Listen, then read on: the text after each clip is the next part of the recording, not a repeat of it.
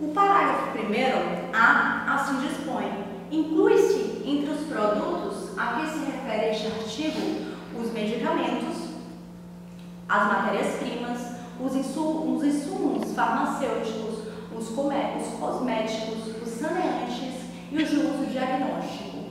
Esse parágrafo 1º-A, ele é muito questionado pela doutrina. Eles fazem a seguinte indagação: como é que pode um cosmético, um produto de limpeza de pele, por exemplo, um shampoo, por exemplo, ser capaz de atingir a saúde pública, visando o legislador proteger todas as formas? Então ele trouxe esse cosmético acreditando sim que esse produto é capaz de atingir a saúde pública, assim também como os saneantes, que são os produtos de limpeza, um detergente, um desinfetante. Esses produtos falsificados, eles podem atingir sim a saúde pública. Prosseguindo, no parágrafo 1º-B, ele diz assim: está sujeito às penas deste artigo quem pratica as ações previstas no parágrafo 1º em relação a produtos em qualquer das seguintes condições. Aqui, nesse parágrafo 1º-B, não precisa que o produto seja falsificado. Basta o quê? Basta que esse produto esteja sem registro, quando exigível esse registro, no órgão de vigilância sanitária competente. Percebam que nesse parágrafo 1º-B não é um produto falsificado, é um produto que tem registro. Então, a gente que assim faz incorre na mesma pena. No inciso 2, também não é um produto falsificado, é um produto que está em desacordo com a fórmula constante do registro. Cada produto tem uma fórmula e essa fórmula ela deve estar registrada na vigilância sanitária. Se esse produto ele está em desacordo com a fórmula constante na Anvisa, esse agente que assim faz responderá pela mesma pena. O próximo inciso é um produto que não tem as características de identidade e qualidade admitidas para sua caracterização e comercialização. O inciso 4 é quando o produto ele tem uma redução do valor terapêutico. Cada produto ele tem um grau de eficácia. Então, o produto que tem esse grau de eficácia reduzido, o agente que assim age incorrerá nas mesmas penas. O próximo é um produto de procedência ignorada, quando não se sabe, é um produto importado e não se sabe onde foi adquirido esse produto. O agente que assim age incorrerá nas mesmas penas. O próximo é um produto adquirido de estabelecimento sem licença da autoridade sanitária. O agente adquiriu esse produto em um departamento que não tem essa licença. Todo prédio, toda loja, todo local onde vende produtos farmacêuticos ou terapêuticos deve ter essa licença emitida pelo órgão competente. Esses crimes do parágrafo 1º-B, ele está sendo muito questionado. Por que ele está sendo muito questionado? Porque percebam, esses produtos ali delineados do parágrafo 1º-B, não são produtos, não são produtos falsificados, não são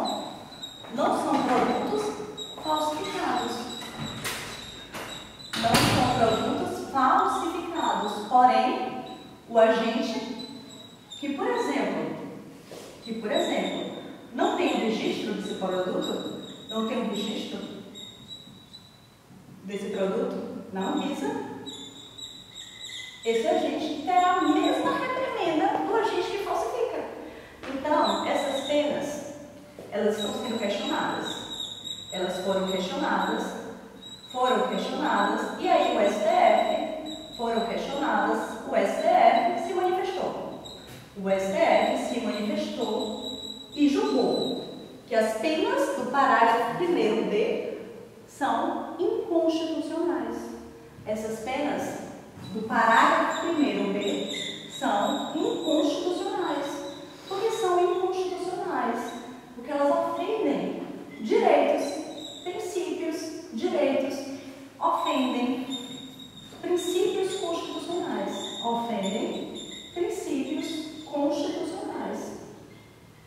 Exemplos de um princípio que esse parágrafo 1º-B ofende é o princípio da individualização das penas. O STF, instado a se manifestar, assim julgou que as penas do parágrafo 1º B são penas inconstitucionais. Percebam que o artigo continua vigente. O preceito primário, ele continua vigente. O que foi declarado inconstitucional foi o preceito secundário. Foram as penas atribuídas a este crime aqui. E aí, o STF trouxe uma solução. Qual foi a solução do STF?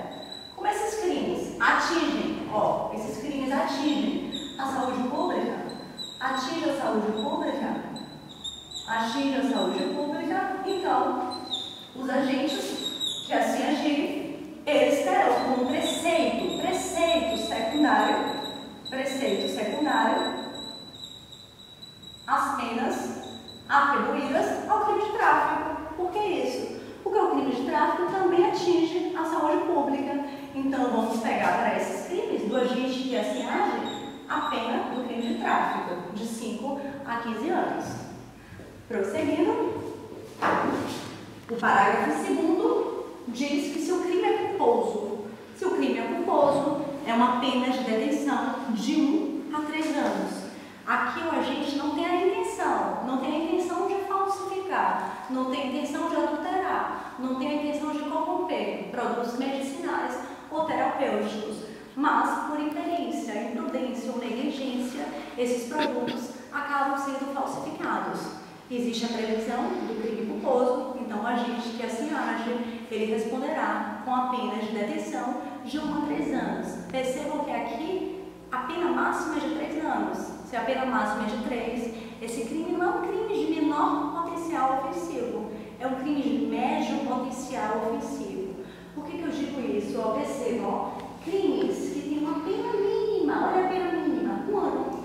Então esses crimes com pena mínima de 1 ano, eles admitem a possibilidade de suspensão condicional do processo. Por isso que esses crimes com pena mínima de 1 ano, eles são considerados crimes de médio potencial ofensivo, porque é possível um instituto benéfico, uma suspensão condicional do processo. Prosseguindo, trouxe uma observação no qual eu já respondi, né? Eu fiz o seguinte questionamento. A pena prevista para o crime do parágrafo 1º B do artigo 273 do Código Penal é inconstitucional? Eu já respondi, mas repito, sim, o STF, instado a se manifestar, declarou que esse preceito secundário do parágrafo 1º B do artigo 273 é inconstitucional. O artigo 1º, eu trouxe a seguinte afirmativa. Esses crimes de falsificação de produto terapêutico ou medicinal são considerados crimes hediondos. Assim diz o artigo 1º, da Lei 8.072/90, lei que traz o rol de forma taxativa de crimes hediondos. Essa lei diz no inciso 7b, que é considerado crime hediondo a falsificação, a corrupção, adulteração ou alteração de produto destinado a fins terapêuticos ou medicinais. Então, este crime é considerado um crime hediondo. E como vimos, crime hediondo é aquele crime horrível, é aquele crime que causa repugnância. Existem algumas peculiaridades para este crime. Uma delas é em relação à progressão de regime. Os agentes que praticam um crime hediondo ou equiparado a hediondo, se primário, eles irão progredir para um regime mais brando depois de cumprido 2/5 da pena. Se reincidente, irão progredir para um regime mais brando se cumprido 3/5 da pena imposta. O último crime da análise de hoje foi o crime de charlatanismo. O crime de charlatanismo está previsto no artigo 283 do Código Penal. Embora seja um crime pouco visto na prática, essa conduta é considerada crime. O que é que diz o artigo 283? Inculcar ou anunciar cura por meio secreto ou infalível. Perceba que esse charlatão é um mentiroso. Esse charlatão, ele sabe que ele não tem a cura de nenhuma doença, porém ele anuncia. Perceba que há um anúncio público, o agente incute na mente de pessoas que ele consegue curar doenças, e através de meio secreto ou infalível. A pena para este crime é uma pena de detenção de 3 meses a 1 ano e multa. Aqui sim, aqui é um crime de menor potencial ofensivo, porque a pena máxima é de 1 ano. Prosseguindo, eu trouxe como exemplo um charlatão que anuncia uma substância para um doente de AIDS ou câncer, sabendo que a substância ou mistura não tem qualquer eficácia. É nesse ponto, é nesse quesito que diferenciamos o charlatanismo do curandeirismo, porque o charlatão, ele é um mentiroso. Um charlatão que sabe que ele não tem o remédio que possa curar aquela doença, porém ele anuncia que ele tem essa possibilidade de curar essa doença por meio secreto ou infalível. Já o curandeiro não. O curandeiro, ele acredita veemente no que ele faz, porém ele não tem a técnica. Ele não é médico, ele não é farmacêutico, ele não tem a técnica, ele não tem a perícia para curar uma doença. Repetindo, o charlatão, ele sabe que o que ele faz é uma mentira, porém ele age justamente para prejudicar pessoas e pessoas indeterminadas. O sujeito ativo desse crime pode ser qualquer pessoa, porque é um crime comum. O sujeito passivo desse crime é o Estado e as pessoas, que foram submetidas a esse processo infalível por secreto e jurídico. O objeto jurídico desse crime, o bem jurídico tutelado desse crime, é a saúde pública. Aí eu trouxe a diferença, como observação, entre o charlatão e o curandeiro. Como eu disse anteriormente, o charlatão é mentiroso. Já o curandeiro não. O curandeiro acredita no que ele está fazendo. Porém, o que ele está fazendo é proibido, porque existem os profissionais encarregados. O médico, por exemplo. O curandeiro, ele utiliza uma reza, um passe, mas ele acredita que aquilo ali é capaz de curar uma doença.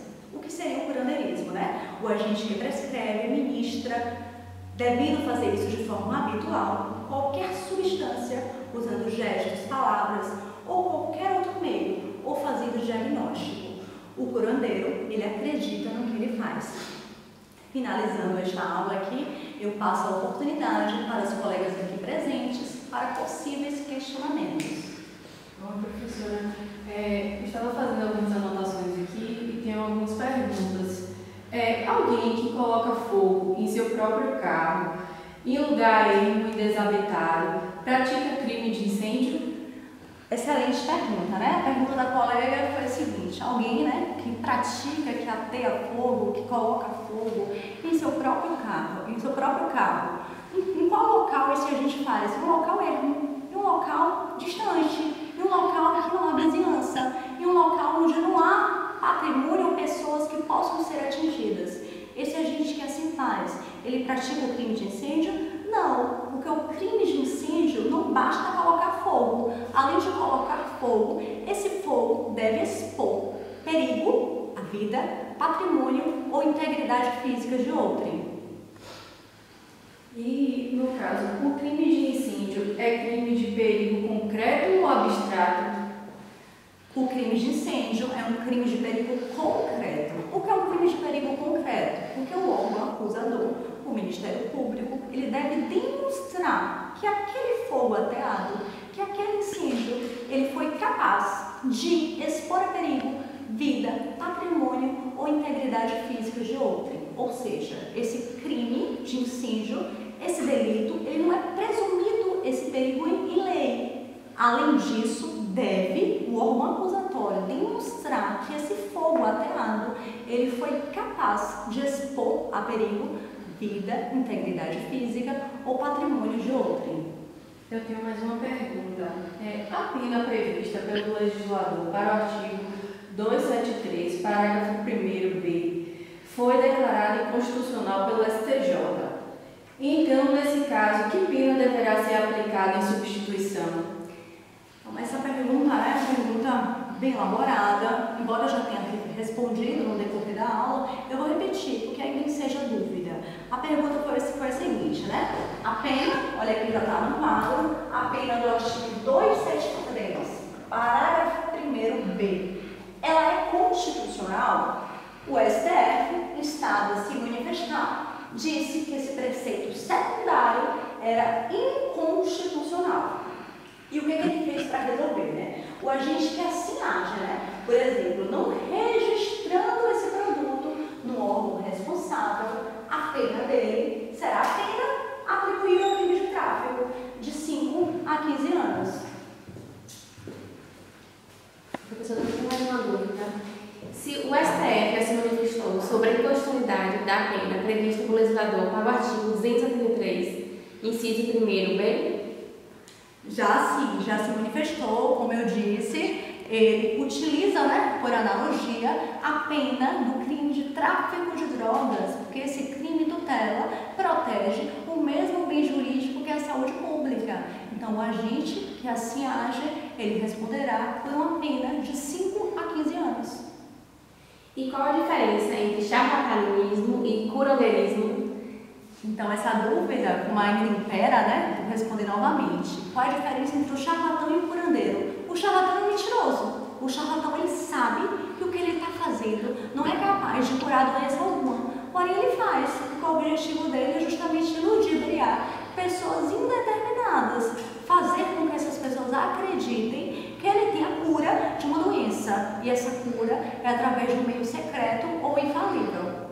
Já o curandeirismo, o curandeiro, esse agente acredita veemente na sua técnica empregada. Ele acredita que ele é capaz, que ele tem um meio capaz de curar uma doença. Porém, ele não é técnico para curar essa doença. Então, o agente que assim age pratica esse crime de curandeirismo. Justamente por quê? Porque o curandeiro, através de sua técnica empregada, pode ocasionar, por exemplo, a morte de pessoas. Então, como o legislador visa proteger essa saúde pública, ele impede essas práticas não determinadas em lei. Porque qual seria o agente responsável para curar a doença? O médico, e não o curandeiro, que é o agente que não tem técnica alguma para isso. E o delito de epidemia é considerado hediondo? O delito de epidemia, a forma simples, não é considerado crime hediondo. Porém, a epidemia com resultado morte é considerado crime hediondo. Repito, epidemia com resultado morte. Então, estamos, né? Nenhuma dúvida mais? Encerramos essa aula. Espero que tenham gostado. Clica no like, se inscreve no canal, que mais vídeos serão postados. Obrigada, assista esse vídeo várias vezes. Essas dicas dadas hoje serão imprescindíveis para a formação de vocês, seja em concurso público, seja na prática diária. Obrigada, até o próximo vídeo.